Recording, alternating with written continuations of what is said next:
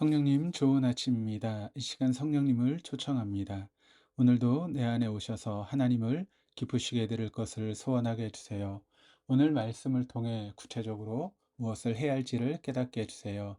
깨달은 것을 삶 속에서 실천할 수 있도록 도와주세요. 아멘. 오늘 함께 나누실 하나님 말씀은 요한복음 4장 43절에서 54절까지 말씀입니다. 오늘 본문은 예수님 일행이 다시 갈릴리로 돌아오는 여정 중에 생긴 일로 요한복음이 전하는 7개의 표적 중에서 두 번째 표적으로 예수님께서 왕의 신하의 아들의 병을 고쳐주시는 이야기입니다. 갈릴리에 이르자 갈릴리 사람들이 예수님을 영접했다라고 본문은 말하고 있습니다. 이들이 예수님을 영접한 이유가 예수님께서 예루살렘에 사신 모든 일을 보았기 때문이다라고 합니다. 예수님께서 갈릴리 가나 혼인잔치에서 물을 포도주로 변화시킨 첫 번째 이적의 소식은 갈릴리 지역의 사람들의 입에 입을 타고 전해졌을 것입니다. 그런데 유월절 행사를 위해 예루살렘에 올라갔는데 예루살렘 성전에서 한 청년이 서슬이 퍼렇게 성전 앞에 질비하게 있었던 장사꾼들의 그런 장사의 상을 엎으며 나무라는 것을 목격했습니다. 그렇지 않아도 유월절 행사를 위해 예루살렘에 올라가서 제물을 구입할 때마다 폭리를 취하는 이들의 행태가 마음에 들지 않았는데 한 청년의 이 용기 있는 행동에 아마 사람들은 속으로 갈채를 보냈을 것입니다. 그런데 바로 그 청년이 가나 혼인잔치의 이적을 향한 예수라고 하는 것을 알게 되었을 때 그들은 예수님의 정체에 대해 궁금해했을 것이고 이후 예수가 예루살렘에서 머물면서 말씀을 전하는 집회에 참석했습니다. 그 청년 예수가 갈릴리에 도착했다라고 하는 소식에 갈릴리 사람들은 나와서 예수님을 환대했습니다. 환대를 받은 예수님은 그곳을 떠나 갈릴리 가나에 도착했습니다. 이 가나에서 30km 떨어진 가버나움에 거주하고 있는 왕의 신하의 아들이 병에 걸렸습니다. 치료하기 위해서 백방으로 다녀보았지만 아들의 병은 점점 악화되어 갔습니다. 그러던 중 가나에서 예수란 사람이 물을 포도주로 변하겠다는 소문을 들었습니다. 그리고 예수가 자기가 살고 있는 가버나움을 다녀갔다라고 하는 소식도 들었습니다. 그때만 해도 그런가 보다 하고 지냈는데 유월절이 지난 후에 예루살렘에서 전해오는 소식은 그로 하여금 한 가닥 희망을 갖게 했습니다. 그래, 예수라는 사람이라면 분명 우리 아들을 고쳐줄 수 있을 거야. 사방에 수소문을 했는데 예수님이 가나에 도착했다라고 하는 전가를 받습니다. 그는 이 소식을 듣자마자 종들을 시키지 않고 자신이 가나로 달려갔습니다. 30km라고 하는 거리는 자식을 사랑하는 그에게 아무런 문제가 되지 않았던 것입니다. 한 걸음에 가나에 도착한 그는 예수님을 찾아서 예수님께 내려오셔서 내 아들의 병을 고쳐주소서라고 간청합니다. 그러나 뜻밖에도 예수님의 대답은 냉담했습니다. 너희는 표적과 기사를 보지 못하면 도무지 믿지 아니하리라. 이 말을 들은 왕의 신하는 처음에는 머뭇거렸습니다. 아니, 이게 무슨 말인가? 어떻게 해야 되지? 그럼에도 그는 포기하지 않았습니다. 주여, 내 아이가 죽기 전에 내려오소서. 주여라고 하는 호칭은 예수님을 메시아로 인정했다라고 하는 의미가 아니라 그저 상대방을 높여주는 그런 존칭입니다. 당시 최고위층의 신분인 왕의 신하가 일개 시골 청년에게 주여, 요즘 말로 하면 선생님, 내 아이가 죽어가고 있으니 제발 내려와서 고쳐주십시오 하고 매달리고 있습니다. 이에 예수님은 그에게 가라, 내 아들이 살아있다라고 하셨습니다. 살아있다로 해석된 헬라어 짜오라고 하는 단어는 병든 자가 회복되는 것을 의미하기도 하며 본문에서 현재 동사로 사용되었습니다. 즉 예수님의 대답은 내가 내려갈 필요가 없다. 왜냐하면 내 아들이 지금 죽어가고 있지 않고 지금 병에서 회복하고 있기 때문이다 라고 하는 뜻입니다. 이 같은 예수님의 대답에 왕의 신하는 더 이상 조르지 않고 예수님의 말씀을 믿기로 합니다. 서둘러 집을 향해 내려갑니다. 내려가는 길이 왜 이리 멀게 느껴지는지 내려가면서 그는 과연 예수님의 말이 사실일까? 그게 아니라면 내 아들은 죽는데 아마 오만 가지 생각을 하면서 아마 그렇게 내려갔을 것입니다. 바로 그때 자기 집에 있어야 될 종들이 허겁지겁 올라오는 것을 보았습니다. 그 종들을 보자 왕의 신하는 가슴이 덜컹 내려앉습니다. 혹시 내 아들이 죽었나? 허겁지겁 달려오던 종들은 주인을 만나자 스물헛떡이며 주인님, 아들이 살아났습니다. 이 기쁜 소식을 전해 들은 왕의 신하는 그 자리에 덜퍼덕 주저앉습니다. 이게 꿈이냐 생시냐? 정신을 차리고 하인들에게 묻습니다. 내 아들이 언제부터 낫기 시작했느냐? 종들이 대답하되 어제 7시에 열기가 떨어졌나이다. 왕의 신하는 어제 7시라면 예수께서 내 아들이 살아있다고 한 그때와 일치함을 깨달았습니다. 이 왕의 신하는 물론 온 집안이 예수를 믿기 시작했다라고 본문은 증거합니다. 예수님께서 오늘 본문을 통해 믿음의 주춧돌이 무엇이 되어야 하는지를 가르쳐 주고 있습니다. 가버나움에 내려와서 아들을 살려달라고 하는 아버지의 간청에 예수님은 왕의 신하와 함께 내려가서 직접 그의 눈앞에서 아들의 병을 고쳐줄 수 있었습니다. 그러나 예수님께서는 그렇게 하지 않으셨습니다.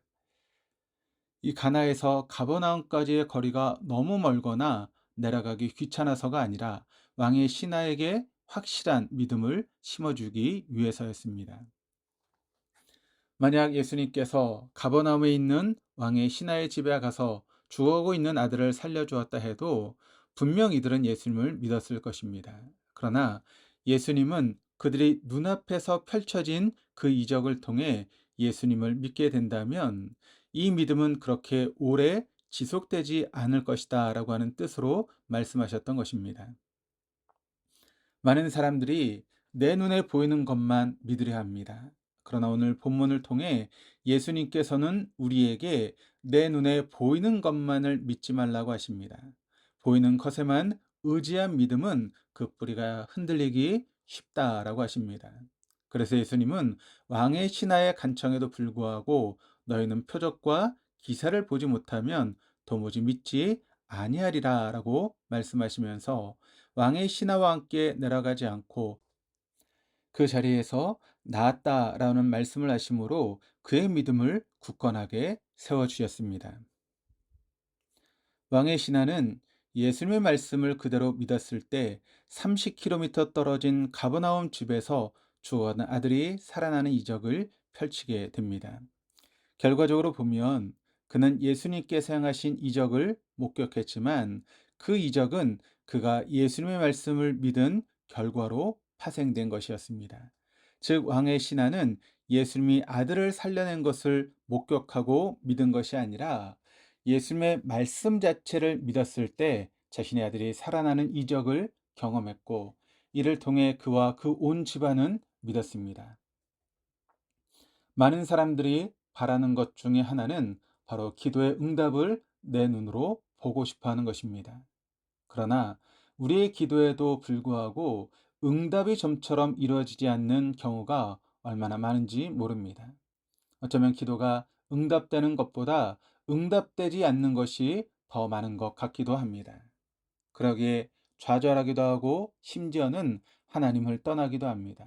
그러나 응답의 시기는 우리가 정하는 것이 아닙니다.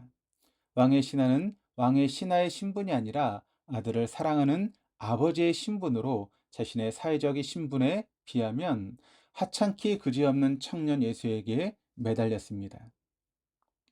인간의 자식을 향한 사랑이 이러할진데 어찌 우리의 아버지 되신 하나님께서 우리의 간구와 기도를 외면하시겠습니까? 그러나 하나님께서는 우리에게 가장 좋은 것을 주기를 원하십니다. 우리에게 득이 되지 않는다고 여기신다면 우리가 아무리 간청한들 외면하실 것입니다. 바로 예수님이 왕의 신하가 내려와서 아들을 고쳐달라는 간청을 외면한 것처럼 말입니다. 하나님께서는 하나님의 때에 하나님의 방식으로 우리에게 은혜를 베풀어 주십니다. 하나님께서는 아브라함에게 독자 이삭을 희생 제물로 바치라고 했습니다. 아브라함은 거절할 수 있었습니다. 그러나 그는 하나님의 말씀에 순종해서 이삭을 죽이려 칼을 높이 들었습니다. 그가 이렇게 할 수 있었던 것은 비록 자신이 이삭을 죽일지라도 하나님께서 다시 살려주실 것을 믿었기 때문이었습니다. 결국 아브라함의 믿음을 통해 그는 여호와 이레의 하나님을 경험했습니다. 그렇다면 오늘을 사는 우리들에게 있어서 본문의 두 번째 표적은 무엇일까요? 저는 우리 자신이 바로 두 번째 표적이라고 생각합니다. 죄악의 구렁텅이 속에서 죽어가던 우리를 주님의 일방적인 은혜를 통해 새 생명을 주셨다는 이 자체가 바로 본문의 두 번째 표적이라는 것입니다. 본문에서 왕의 신하는 눈에 보이는 예수님의 말씀을 믿었지만 오늘을 사는 우리는 예수님을 볼 수 없음에도 예수님을 믿는다는 이 자체가 본문의 두 번째 표적입니다. 즉 성경이 하나님의 말씀임을 믿고 이 말씀을 통해 예수님이 나의 구주이심을 믿고 고백하는 이 자체가 바로 본문의 두 번째 표적이 아닐 수 없습니다. 죄악의 구렁텅이에서 죽어가던 우리가 말씀을 통해 예수님의 대속의 보혈로 말미암아 새 생명을 얻게 되었다는 이 표적은 누구를 향한 메시지일까요? 하나님께서 나에게 새 생명을 주신 이유는 바로 나와 관계가 있고 앞으로 관계를 맺어갈 모든 사람들, 공동체, 그리고 이 사회를 향한 표적으로 세워 주신 것입니다. 즉, 나라는 사람은 자연인 한 개인의 신분이 아니라 주님의 은혜로 말미암아 새 생명을 얻은 이 시대를 향한 표적의 신분으로 오늘을 살아가고 있다는 것입니다. 이 사실 앞에서 우리는 겸허해질 수밖에 없습니다. 우리가 할 일은 말씀대로 살아가는 것입니다. 혼탁한 이 시대를 위해 기도하며 주님의 말씀대로 바르게 살아가는 우리의 삶을 통해 이 땅이 진정한 하나님 나라가 될 것이라는 것을 믿음을 갖고 맡겨주신 일에 최선을 다하는 귀한 하루가 될 수 있기를 주님의 이름으로 축원합니다. 기도하시겠습니다. 하나님 감사합니다. 성경 말씀이 하나님의 말씀임을 믿게 해주시고 또한 말씀을 통하여 하나님이 나의 창조주이시며 예수님이 나의 구주이심을 믿게 해주셔서 감사합니다. 죄악의 구렁텅이에서 죽어가던 우리에게 진리의 말씀으로 오셔서 새 생명을 주셨을 뿐만 아니라 혼탁한 이 시대를 향한 표적으로 세워주셔서 감사합니다. 주님의 말씀을 믿고 말씀에 순종하며 살아가는 우리의 삶을 통해 우리가 발을 디디고 서 있는 곳이 진정한 하나님의 나라로 변모할 것임을 믿고 오늘도 최선을 다할 수 있도록 도와주옵소서. 감사드리며 예수 그리스도 이름으로 기도드립니다. 아멘.